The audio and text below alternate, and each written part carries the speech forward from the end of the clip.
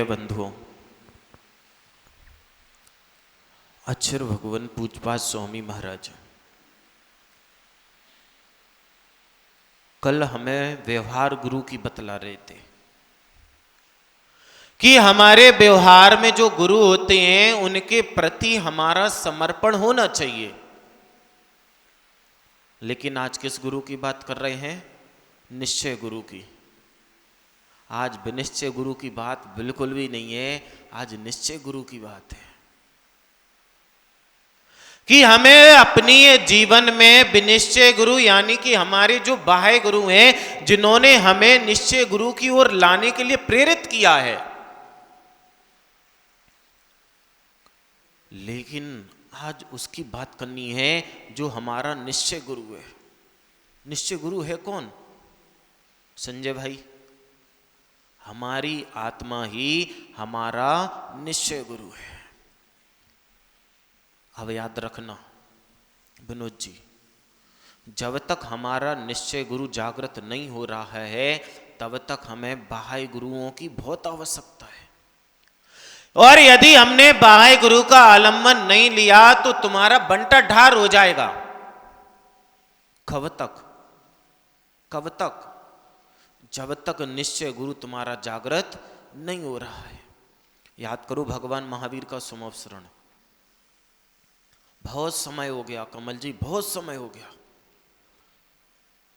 जब भगवान महावीर स्वामी केवल ज्ञान में देख रहे हैं कि गौतम जब तक हमसे राग करता रहेगा उसका उद्धार नहीं हो सकता। गौतम को समझा रहे वो, गौतम तुम्हें केवल ज्ञान क्यों नहीं हो रहा है? कभी तुमने सोचा है? मेरे समोपसरण में इतने मुनिराज आते चले जा रहे, इतने आते चले जा रहे, सबको केवल ज्ञान होता चला जा रहा, लेकिन तुम उस केवल ज्ञान से क्यों वंचित हो? मुद्दे की बात को समझो कि जब तक हमें हमारे गुरु से राग होगा, जब तक हम निश्चय गुरु हमारा प्रकट नहीं हो सकता। मुद्दे की बात की, आपको राग किसी अन्य से नहीं करना। राग के लिए दो विषय दिए, या तो पंच परमेष्टि अथवा अपनी आत्मा से। हम जब तक पंच परमेष्टि से राग करते रहेंगे, जब तक उनके गुणों में हम लीन रहेंगे, हम अपनी आत्म द्रव को प्रकट नहीं कर पाएंगे। आचार्य भगवान तत्व सार में कहते हैं, तच्चम बहुवेगयम। तत्व बहुत प्रकार का है, एक स्वगत है, एक परगत तत्व है। आज निश्चय की बात है। एक स्वगत है और एक परगत है। परगत का मतलब हमारा शरीर नहीं है, स्त्री पुत्र नहीं है, धन दौलत नहीं है, ये संसार नहीं है। परगत का मतलब है पंच परमेष्टि। हमारे कितने गुरु हैं संजय भाई? दो गुरु, या तो पंच परमेष्टि या हमारी आत्मा ही। लेकिन जब तक हम अपनी आत्मा में नहीं उतर रहे हैं तब तक हमें पंच परमेष्टियों का आलंबन लेना पड़ेगा। अगर हमने उनका आलंबन नहीं लिया तो हमारी जो यात्रा, हम भी एक यात्री है, हम भी एक यात्री हैं और हमारी यात्रा चल रही है। कहीं ऐसा ना हो कि जो यात्रा हमने निगोद से प्रारंभ की थी वह निगोद में जाकर समाप्त हो जाए। कहीं ऐसा ना हो कि जो यात्री बनकर हम घूम रहे हैं हमारी यात्रा का समापन नरक में हो जाए, त्रिंच गति में हो जाए। जबकि हमारी यात्रा कहाँ होनी चाहिए थी जोनी भाई? खत्म सिद्ध शिला पर। सिद्ध शिला का अगर मार्ग वर्तमान में नहीं है तो कोई बात नहीं जम्बू भाई, कम से कम हम स्वर्ग की सीढ़ियों तक तो पहुंच जाएं।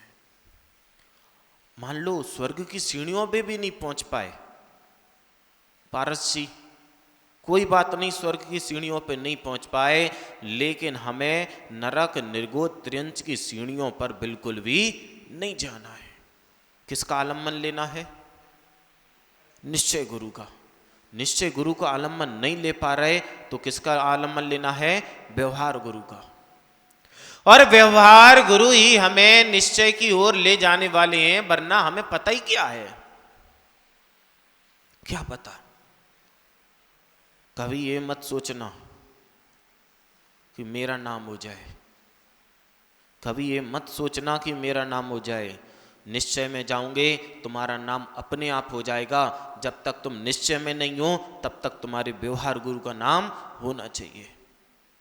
किसी से बिल्कुल भी निश्चय का परिचय आप दे नहीं सकते, लेकिन जब आप अपने नाम के लिए मर रहे हो, यानी कि आप निश्चय से भी बाहर हो, व्यवहार से ही बाहर हो, यानी कि आप धर्म के मार्ग पर हो ही नहीं। जब हम लोगों का शिखर जी से ब्याह हुआ, कमल जी, लोगों ने कहा कि अभी संघ से नए नए निकल रहे हो, ऐसी जगह जाओ जहां आचार्य पहले होकर आए। पिंकू भाई, लोगों ने कहा शिखर जी से ब्याह हुआ, बोले कोडर मत चले जाओ, गुरुजी को जानते हैं। मैंने कहा नहीं, बिल्कुल नहीं, गुरु को तो जानते हैं। अब वहां जाने के बाद लोग किसको जानेंगे, किसको जानेंगे? हम लोगों को। हमें अपना परिचय किसी को नहीं कराना है। हम लोग ऐसी ऐसी जगह गए हैं और आज भी ऐसी जगह बैठे हैं विनोद जी कि जहां गुरु जी का नाम पहले था ही नहीं। हम लोग ऐसी ऐसी जगह गए जहां गुरु को कोई नहीं जानते थे, वहां हम लोगों ने अपना परिचय नहीं दिया। लोगों ने पूछा नाम, हमने कहा विनिश्चय शिष्य। किसको जानो तुम, किसको जानो? तुम हमारे गुरु को जानो, हमें बिल्कुल नहीं जानो तुम। और इस शिष्य का यही कर्तव्य होता है कि वह अपनी पहचान गुरु से प्रारंभ करे। अब जब माता पिता को आगे करोगे तो बच्चे तो अपने ही आप लोगों की दृष्टि में आएंगे। हम लोग वहां पर पहुंचे, अपने गुरु का जयकारा लगाया, हम लोग गुरु का जयकारा लगाते थे, लोग हम लोगों का जय जयकारा लगाते थे। किसकी प्रभावना करनी है, किसकी किसकी प्रभावना? या तो बाह्य गुरु की यानी व्यवहार गुरु की, अथवा अपनी निश्चय गुरु की। लेकिन जब तक आप वस्त्रों में हो कमल जी, अगर तुम्हारे तन पे एक कण मात्र भी वस्त्र है, तुम निश्चय गुरु की प्रभावना नहीं कर सकते हो। तुम्हारा कर्तव्य है बाह्य गुरु की तुम प्रभावना करो। गुरुओं की पहचान पर्चों से नहीं होती, पर्चों से नहीं होती, माइकों से नहीं होती। गुरु की पहचान होती है उनके प्रति समर्पण से। अब हम कितना भी कहते रहे राकेश जी तुम्हें मंदिर आना, तुम्हें मंदिर आना, कितने लोगों को प्रचार किया जाता कि मंदिर आओ, आ जाते क्या? नहीं आ पाते। क्यों? क्योंकि उनके अंदर जो उनका गुरु बैठा है वह उनको प्रेरित ही नहीं कर रहा। आप कितनी बातें सुनते हो, कितनी बातें आपको समझाई जाती हैं, लेकिन कौन कौन सी बातें आप मान लेते? महावीर जी, कौन सी बातें मान लेते? जब तक अंदर का मन नहीं कहता है, जब तक अंदर से आवाज नहीं आती, तुम्हारे सामने कोई कुछ भी कहता रहे, साक्षात भगवान आदिनाथ भी अगर उतर के आ जाएं तो तुम उनकी मानने वाले नहीं है। क्यों नहीं मानने वाले? क्यों नहीं मानने वाले? कि अंदर से आवाज तो आए। आचार्यों ने कहा जब तक तुम्हारे अंदर का गुरु जागृत ना हो जाए, तुम्हें लग रहा कि महाराज जी ने कहा कि मंदिर जाना चाहिए, मन नहीं कह रहा, मतलब गुरु मना कर रहा। गुरु का मतलब क्या है? अंदर का गुरु, बात मान के चलना। नहीं तो आप बाह्य गुरु में लग जाओ, पता चला कि हो गया सत्यानाश, कि आपका मन नहीं कह रहा कि नहीं जाना। लेकिन जैसे किसी ने कहा कि चलो आज रात को पार्टी कर लें, तुरंत तैयार। तो अपने विषय भोगों से अपने आत्म गुरु को कलंकित नहीं करना। तुम्हारे भोग कलंकित हैं, ना तुम्हारा गुरु कलंकित है, ना तुम्हारा आत्मगुरु कलंकित है। कलंकित है तो कौन है? तुम्हारे भोगों के प्रति जो लालसा है, जो आकांक्षा है, जो तुम्हारे गुरु को जागृत नहीं होने दे रही। हम जैसे ही कुछ अच्छा सुनते हैं, हमारा आत्मगुरु जागृत होता है, विषय भोग उसको ठोक ठोक के उसको फिर से वहीं पर सुला देते। अभी नहीं जागना। अगर अभी तुम जाग गए तो हम भोगों को नहीं भोग पाएंगे। जैसे सामने देखा बहुत चटपटी चाट है, रात के 11 बज गए, 10 बज गए, बहुत चटपटी चाट है, नाना मसाले डरे हैं, मन कह रहा कि नहीं खाना। विषय भोग क्या कहेंगे, अरे तुम सो जाओ, अभी रात हो गई। किसको सुला दिए? उस जो हमारे अंदर गुरु बैठा है उसको ठोक के सुला दिए। क्या कह के सुला रहे? अभी सो जाओ, रात हो गई। अगर तुम जाग गए तो हमें सोना पड़ जाएगा, यानी कि विषय भोगों को तिलांजलि देनी पड़ जाएगी, इसलिए तुम सो जाओ। लेकिन गुरु भी कम नहीं होते। याद करो भगवान महावीर स्वामी को, याद करो उस ऋषभ देव भगवान के समवसरण को, कि भगवान महावीर स्वामी कहाँ पहुँच गए? कहाँ पहुँच गए? साक्षात आदिनाथ भगवान खड़े। अब देखो आप दृष्टियों की, ये इससे उसको मत जोड़ना कि वो भगवान महावीर स्वामी थे। बिल्कुल नहीं थे, बिल्कुल नहीं थे। अगर भगवान महावीर स्वामी होते तो उन्हें समवसरण में जाने की आवश्यकता नहीं पड़ती। समवसरण उनका स्वतः लग जाता, लोग उसमें आते, ना कि वो वहां पर जाते। कौन था? भगवान महावीर स्वामी का जीव। लेकिन हमें किसी भी क्या पता कौन सा जीव कब कहाँ का भगवान बन जाए। जम्बू भाई, राकेश भाई, ध्यान दो इस बात पे कि कौन सा जीव कहाँ जाकर कब कौन सा भगवान बन जाए।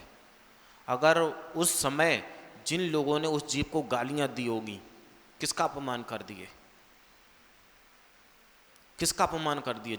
शंभू भाई, आज तुम घर पे मान लो लड़ाई होती है, बच्चे को तुमने गाली दे दी, पड़ोसी को तुमने गाली दे दी, तो किसका अपमान कर दिए? एक सिद्ध भगवान का। जितने भी जीव हैं, चाहे वह एक इंद्रिय जीव हो चाहे पंचेंद्रिय जीव हो, जिनागम कहता है कि सारे के सारे सिद्ध आत्मा हैं। आज नहीं तो कल, कल नहीं तो परसों, सारे के सारे सिद्ध बनने वाले हैं। अगर हम किसी की अवहेलना कर रहे हैं, किसी को डांट रहे हैं, फटकार रहे हैं, किसी पर कसाई कर रहे हैं, तो एक आप सिद्ध भगवान की अवहेलना कर रहे हैं। जब तक ऐसा गुरु आपका जागृत नहीं होगा, आप गुरु बनने वाले नहीं है। गुरु बनता कौन है? साधु, उपाध्याय, आचार्य, अरहंत और सिद्ध। जब भी हम मोक्ष मार्ग यानी कि गुरु की सीढ़ी में जाएंगे तो इन पंच परमेष्टियों में। अब महिला ये ना सोचने लग जाएं हमारा तो नाम ही नहीं लिया। बिल्कुल हकीकत है। जब आप मायाचारी करना छोड़ दोगे, आप भी इस पुरुष की पर्याय में आ जाओगे। और पुरुष भी घमंड नहीं कर लेना, पुरुष भी घमंड नहीं कर लेना। हो सकता है कि पूर्व जन्मों में तुमने मायाचारी नहीं की थी, इसलिए मनुष्य पर्याय को प्राप्त कर लिए। अगर इस जन्म में तुमने मायाचारी कर ली तो आने वाले समय में तुम भी उसी कोठे में जाकर बैठ जाओगे। ध्यान देना बात पे।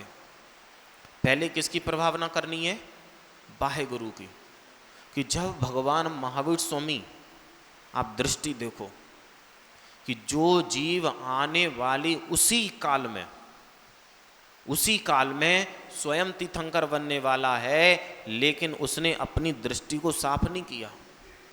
उसकी आत्मा में ऐसा गुरूर बैठा हुआ था, ऐसा गुरूर बैठा हुआ था कि सामने परम पिता परमेश्वर महान गुरु वृषभदेव भगवान बैठे हैं और उसको भगवान में भगवान नजर नहीं आया। और धन्य है हमारी वह दृष्टि वर्तमान के लोगों की कि उन भगवान महावीर के जीव को साक्षात गुरु में गुरु दिखाई नहीं दिए। और हमारी दृष्टि देखो कि पाषाण में भी हम गुरु यानी भगवान महावीर स्वामी को देख लेते हैं। धन्य है वर्तमान के लोग। अपना जब भी मंदिर आओ, अपनी पीठ धीरे से ठोक लो। किस लिए? मान नहीं करना, अपने आप को प्रोत्साहन दो। जम्बू भाई, मान करके नहीं बैठ जाना, मान तो लेना, लेकिन मान करके नहीं बैठ जाना कि हमारा बहुत बड़ा भाग्य है। अगर तुम्हारा भाग बड़ा होता तो तुम आज पंच परमेष्टियों को पूज नहीं रहे होते, पंच परमेष्टि में शामिल होकर तुम पूज रहे होते। बात को समझो, निश्चय की बात है, व्यवहार की बिल्कुल भी बात नहीं चल रही है। हम जितना निश्चय में उतरते चले जाएंगे, आचार्य भगवान इष्टोपदेश कह रहे हैं, और एक एक श्रेणी आपको ऐसा ऊपर बढ़ा रहे हैं, ऐसा ऊपर बढ़ा रहे हैं कि आप अपनी आत्मा में उतनी गहराई में उतरते चले जा रहे हो। भय भजन याद आता है, मैं तेरे प्यार में, मैं तेरे प्यार में ऐसा डूबा गुरु, जितना गहरा गया उतना पास आ गया, मैं तेरे प्यार में। कि जितना परमेष्टियों के आप करीब होते चले जाओगे, जितना करीब होते चले जाओगे, आपको लग रहा है कि हम लोगों से दूर हो रहे हैं। जितना आप परमेष्टियों के पास चले जाओगे, उतनी गहराई में आप अपने ही अंदर उतरते चले जाओगे। याद करो 2 महीने पहले का समय, बिल्कुल शांति से उस चित्त को अपनी स्मृति में लाओ कि 2 महीने पहले आप कैसे थे। सुनील भाई, 2 महीने पहले तुम कितना मंदिर आते थे, सोच कर देखो। मोनू भाई, 2 महीने पहले जब विनोद जी, कमल जी, महावीर जी, राकेश भाई, संजय भाई महाराज को लेकर नहीं आए थे, तो तुम कहाँ बैठे रहते थे? सोचो सोचो, कहाँ बैठे रहते थे? लेकिन 2 महीने बाद तुम कहाँ बैठे हो कि इतना भीषण पानी गिर रहा है, उसके बाद भी तुम भीगते भीगते यहाँ आ गए। शरीर किससे भीग गया? शरीर किससे भीग गया? ऊपर के पानी से। और आत्मा किससे भीग गई? धर्म के पानी से। अहो भाग्य तुम्हारे।